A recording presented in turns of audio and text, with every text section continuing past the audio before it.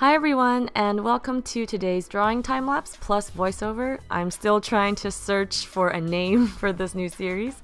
But real quick before I begin, I wanted to show you guys how I transferred this tiny concept sketch, as you see here, onto a larger sheet of paper if I want to make a more fully fleshed final piece.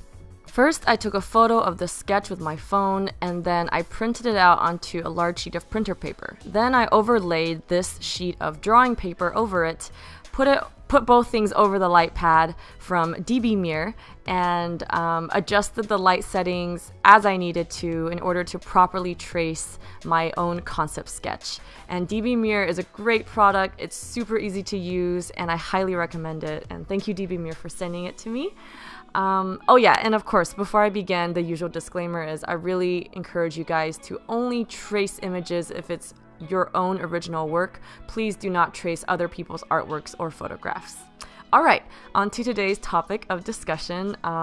Real quick, a short blurb about this piece of art. It is a concept sketch that I'm experimenting with for an upcoming show at Arch Enemy Arts, which is an adorable little gallery in Philadelphia. The theme of the show is mystical creatures, and for my creature I chose a fairy, and I was trying to experiment with a fairy bathing in the water and her wings covered with dew droplets. I'm not 100% satisfied with how these droplets came out yet. They might seem a little too large or just something very unnatural about them. So I will continue to experiment with this idea and hopefully get something more perfected in time for the show. I'm really excited for it. So yeah.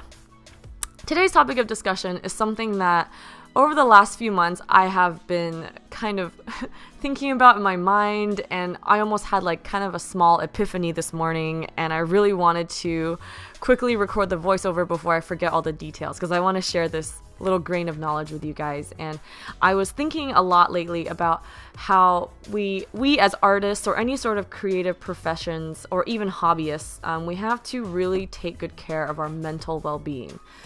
And if you think about it this way, a professional athlete who plays sports for a living, or someone who's just really passionate about playing sports, they don't even have to do it professionally, any sort of athletic person has to take good care of their body. They have to eat a proper diet full of nutrients.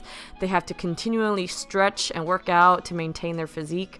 If they sprain an ankle or have a sore muscle, they'll go to a doctor or a physical therapist to sort it out. And I feel like as artists, we should treat our minds with the same level of care and diligence.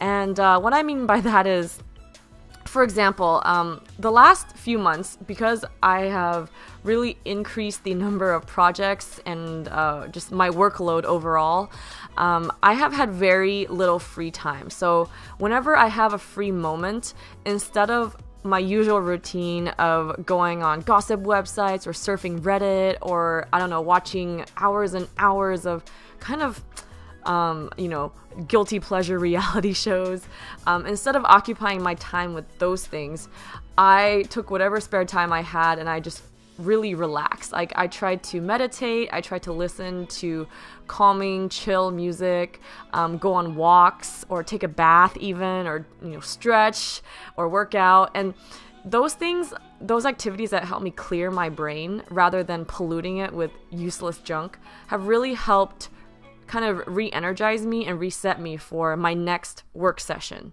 And then I also want to say, like, by no means am I saying you should never do anything fun. Like, by no means should you completely exclude, reality television or internet browsing from your life. Like, those are definitely great ways to unwind and relax and kind of shut off your brain. To this day, I still watch The Bachelor, and I still go on Reddit a little bit before I go to sleep. But what I'm saying is I greatly reduced the amount of hours I invest into those things.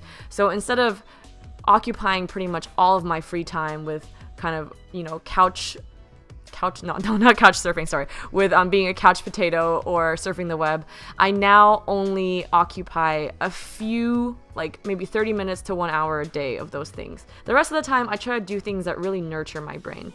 And another way to look at it is, I no longer invest my mental energy into things that are not useful. So in some ways, even going on gossip websites or watching TV, it's not useful, but it helps you reset, it helps you relax and unwind. So in that way, it is useful. But there are so many things that we invest our mental capacity in that are not only unuseful, but also detrimental to our mental well-being. A great example is, for example, the way I approached situations that were negative in my life. Before, I would just kind of complain about things. I would invest a lot of time and go out of my way to almost prolong the lifespan of any shitty situation or circumstance or conflict I was going through.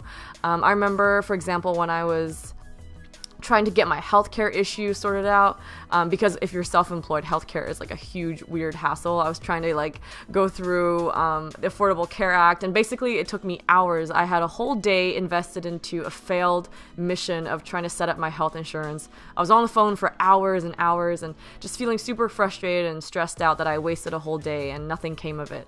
And instead of letting it go and just trying to make the next day better or the rest of my evening better, I wasted even more time calling my mom or messaging my friends to complain about how terrible of a day I had. And although I do think it is really important to have an outlet for your frustration and to have a supportive network of friends and family where you can talk about whatever problem you're dealing with, I think before I just invested way too much time into giving this frustrating topic even more of my energy, more of my thoughts and my mental power. So nowadays, if I'm going through something stressful, if I'm dealing with an errand that I don't like, or if I'm going through conflict with, a fussy, terrible person, or even if I have a business or career issue, I try not to dwell on it. I'll give myself the time and the opportunity to acknowledge that I'm frustrated and acknowledge that I'm stressed out, but I try to let it go. And I think just learning to let things go and not dwelling on negativity and not almost milking the misery and kind of spreading that misery has really, really helped me recharge my brain. And every day when I wake up now, I feel rejuvenated and refreshed, and I feel ready to take on the day. Sometimes when you're under a lot of stress or you have a lot of work to get done, it's really hard to give yourself any sort of motivation or focus if your mind is preoccupied with too many unnecessary things, right? So it could be preoccupied with reading too much gossip about celebrities, or preoccupied with too much, social life drama, or, kind of like me, I always get triggered and frustrated if I have to waste my day doing mindless adult errands.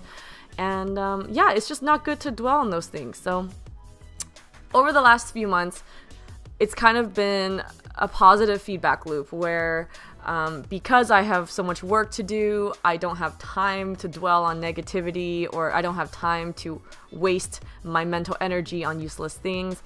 And then because I don't have time to do those things, I do those things less and less. And because I do those things less and less, it is even more helpful in making me more productive so I can take on even more projects.